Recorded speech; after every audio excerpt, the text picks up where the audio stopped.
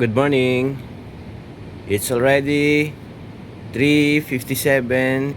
Ngayon po ay pizza 7 ng Mayo 2026.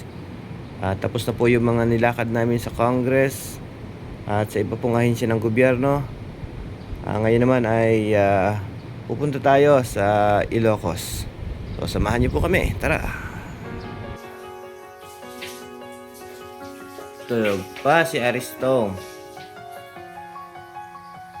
Pero gising na si Cordapia. Ba, nakagayak na din si Dolores.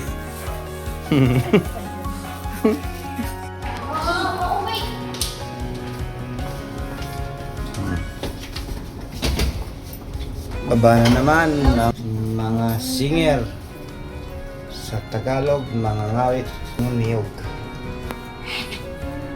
Mga lahi ng mga apo ni Kabiyong, si Kabiyang, ayun si Aristo.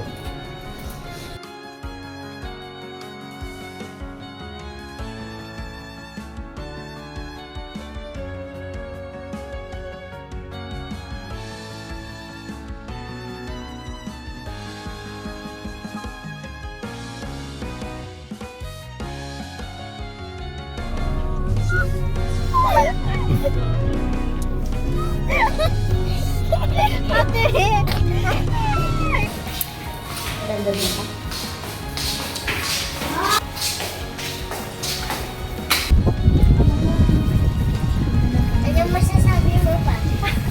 Masasabi ko, this is very beautiful. Kayo?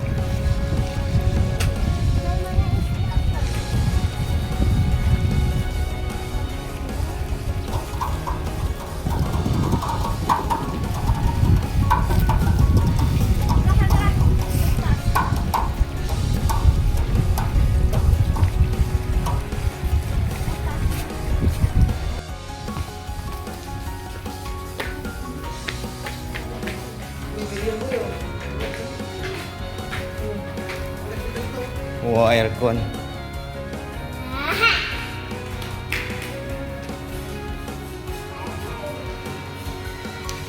Ito daw.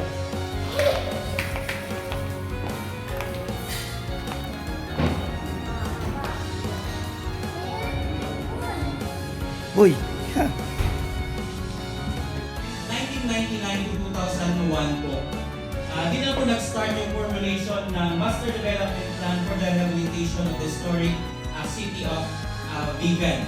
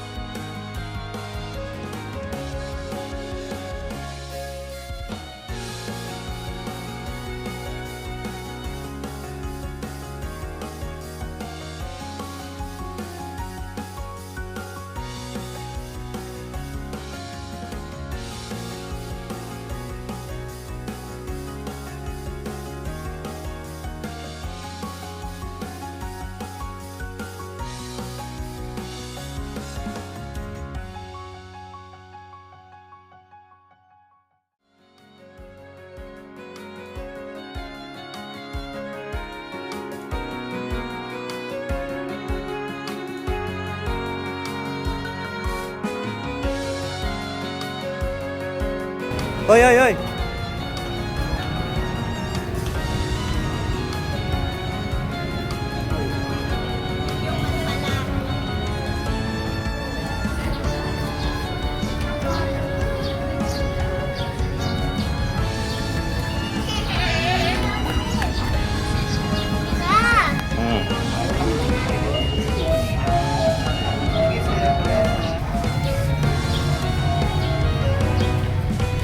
Danny, go!